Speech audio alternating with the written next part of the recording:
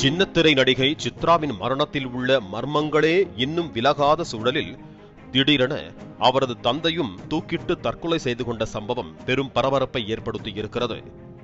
2013ஆம் ஆண்டு நிகழ்ச்சி தொகுப்பாளராக தொலைக்காட்சி உலகில் என்ட்ரியான சித்ரா சீரியல்களில் நடித்து இல்லத்தரசிகள் மட்டுமல்லாமல் வெகுஜன மக்களின் மனதிலும் நீங்கா இடம் பிடித்தார்.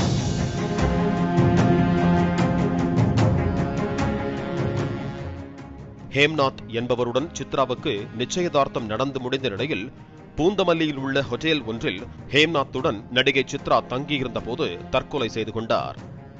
சித்ராவின் மரணத்தில் சந்தேகம் உள்ளதாக சித்ராவின் தந்தையான ஓய்வு பெற்ற உதவி ஆய்வாளர் காமராஜ் நசரத்பேட்டை போலீசில் புகார் அளித்தார்.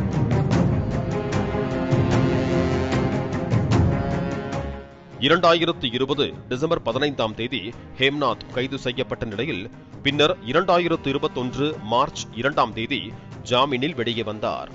விசாரணைக்கு பின்னர் ஹேம்நாத் நிரபராதி என திருவள்ளூர் மகிழா விரைவு நீதிமன்றம் தீர்ப்பளித்து அவரை விடுதலை செய்தது.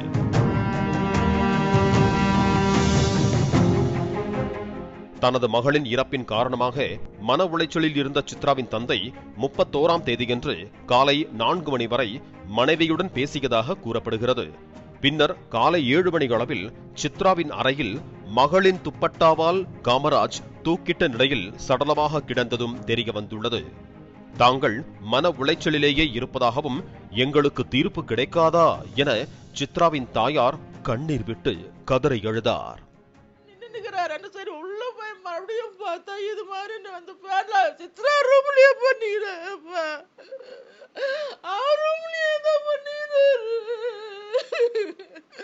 என் வீடு சுருகாடாயிருச்சு.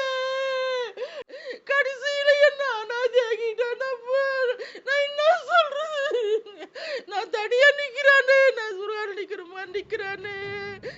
ஹேம்நாத் விடுதலை செய்யப்பட்டதை எதிர்த்து சித்ராவின் தந்தை காமராஜ் சென்னை உயர்நீதிமன்றத்தில் மேல்முறையீட்டு மனு தாக்கல் செய்யப்பட்டிருந்ததும் குறிப்பிடத்தக்கது.